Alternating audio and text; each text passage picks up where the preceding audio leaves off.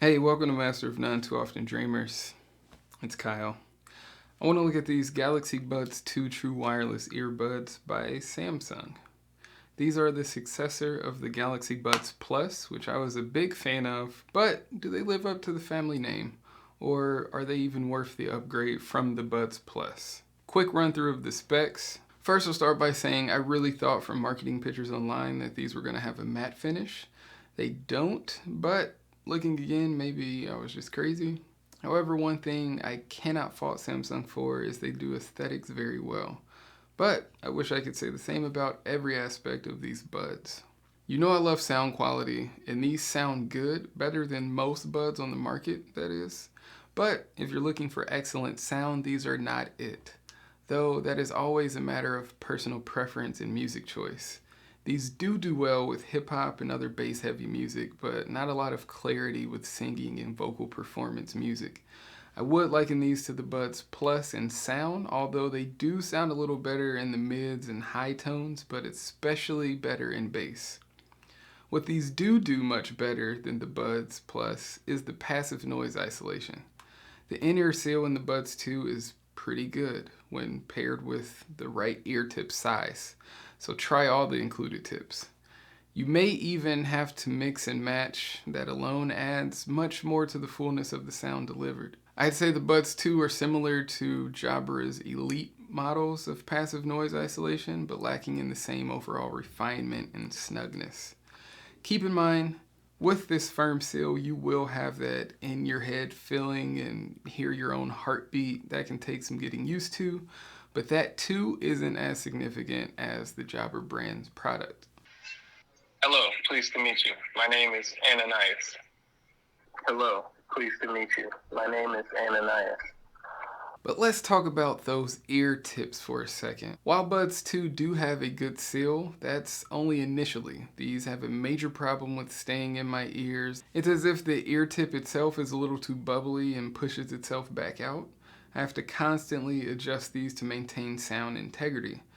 That is true when I'm at work, where I move around a lot, or eating with the buds, and it's especially the case when working out and sweating. In the case of being at the gym, the only solution is to take them out, wipe them down, and wipe out my ear before I reinsert them. That is especially annoying when coupled with the touch controls that I will explain later. But everyone has different ear geometries, so let me know if your experience is the same. There is a fit test in the app that I don't actually find useful. They naturally sound very bad when they're not in your ear all the way, but it may be useful for someone with particularly small ears where they wouldn't seat properly. When they are in your ear, they are very comfortable and definitely feel like they could last the entire length of their battery life without any ear fatigue, but I will never really know because they never do stay in my ear and because the battery life is actually pretty good. Let me clarify. They're pretty good when none of the noise controls are on. I typically use these when working a 5-hour shift and only use one bud at a time. With no ambient sound or ANC, these have between 35 to just under 50% battery life. Ambient sound drains the buds to completion within 4.5 to 5 hours, but I've never actually made it to the full 5-hour mark. ANC drains the battery about the same. They pretty much do the same thing, but just in the opposite direction. Nearly 50% in 5 hours is pretty good, but that is still a hit from the 11 hours with the Buds Plus. That lets me know that the 10% size and weight reduction from the Buds Plus was at the sacrifice of some battery real estate. I wouldn't mind some of that fat being added if it results in an additional hour of ANC battery life. The touch controls are good. They have a pretty big contact surface area that I'd say sometimes works better than the Buds Pro. As I've said, the controls work the same on both the left and the right, with the exception that I can change the hold command for each bud. There are times when I go to touch to pause or play and nothing happens. Then I go to touch again in a slightly different spot, nothing happens. Then I frantically tap again and accidentally touch twice and it skips to the next track, which honestly is something I've dealt with for every pair of touch control earbuds, so I'll assume that's user error or my freakishly cold hands. Additionally, in the labs category of the app settings, I can turn on a second tap function near the front edge that will allow volume controls up or down with right or left buds, respectively. I appreciate that much of the market is making moves to add active noise cancellation to their lineup, but stop it. Please. If it's not going to be done significantly well, then don't do it. Although I do appreciate that it makes ANC a little more attainable to the average consumer, it's usually negligible and drains battery. But the Buds 2 are just under okay in that category. I see a lot of people say that they hear no difference with ANC on or off, but I disagree. I do hear a difference, though it is mild. It's barely better than the passive cancellation of the ear tips. The thing is, the window of decibels that these will cancel is so minute it makes the ANC seem insignificant. You really have to be in a low hum environment. I don't really know how else to say that. I do notice it will cut a fan hum for my computer and a refrigerator hum, but that's about it. They have customizable ambient sound to use the mics to amplify the noise around you, which, like I said before, is pretty much the opposite of ANC, and this can be used during calls as well. The left and right buds work fully independent from one another. No need to make adjustments in the app to achieve this, which you couldn't do anyway. You can only adjust the touch and hold command, although you can turn off and on individual touch controls, which is nice. When I say fully, I mean they each have a connection to the device and touch controls work the same on both. They have in-ear detection, so content playback will stop automatically, but oddly that only works when using one bud at a time. It also will automatically switch your phone to speaker when on a call and the buds are not in, and back to the buds when they are in. Like the Google Assistant on the Pixel Buds, I can do a Bixby voice wake up with a "Hey Bixby," but from my experience, Bixby doesn't understand my voice well and often leaves me more frustrated than satisfied. If you have multiple Samsung devices that you're signed into, you can do a seamless connection where the buds will switch to another device seamlessly.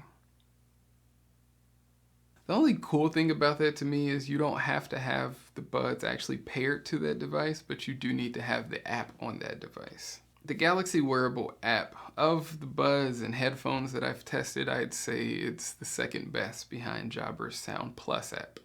It doesn't really add any extra functionality besides telling you battery percentages of each bud and the case, but it does go further in depth in settings. Note, not all of these details are available for non-Samsung devices. As mentioned earlier, you can change the touch and hold command and even change the switch patterns for the noise control. You can adjust ambient sound levels from high, medium to low, but if you go to this little secret accessibility setting, you can customize ambient sound with the most detail I've seen on any earbud. You can change the tone and adjust volumes for left and right individually. When I initially got these, I needed to have both buds in to use the noise controls, but I found out that in the accessibility settings, I can turn on noise controls with one bud, which comes in handy more than I thought. In accessibility, I can also adjust left-right balance and customize ambient sound. The Buds 2 offer little EQ options, but it's nice that it at least has presets, though I would prefer manual customization, especially for music genres that live in the mid and treble range that this doesn't handle well all the time. I especially like dynamic though. It adds a little more to the upper end without sounding too lofty. You also do your updates through the app, set up notifications to be read aloud. There's even a gaming mode in the labs category that will minimize audio delay. Unfortunately, I can't really speak on that because I don't play any games on my phone that I would notice a difference. Lastly, the case. Not much to say there. I do prefer the matte finish of the Pros better, and the Live for that matter, but I love that Samsung chose to make all of their cases the same since the Buds Live. If you have case covers like the waterproof one that Samsung sells, you don't have to switch. The internal geometries are obviously different, but the outer shell is the same, which is really nice and frankly a wise choice for manufacturing. They all have a nice solid magnetic close and the lid will stay propped open. Has an integrated notch that allows for easy opening. The earbuds have a strong magnetic presence to the case. It charges wirelessly and has indication lights for the case and the buds themselves. What more can I ask for? For Jobber to take notes, that's what. I would not recommend these to someone who's interested in earbuds for an active lifestyle. These are more of a desk job earbud due to staying ability. To tell the truth, these leave me wanting another set of buds from Samsung that nicks the whole ANC for the sub $110 price range, similar to what Jabber did with the Elite 3 buds. They sound good, they feel good, the battery life is good when not using noise controls. I'd recommend these as a solid pickup if you can find them on sale for sub 120, especially if you're moving from the Buds Live, which I really don't like. If moving from the Buds Plus though, I'd wait unless their life is clearly diminishing and it's worth the loss of battery life. Thanks for watching. Check out some of my other videos, like and subscribe if you so desire, and as always, see me soon.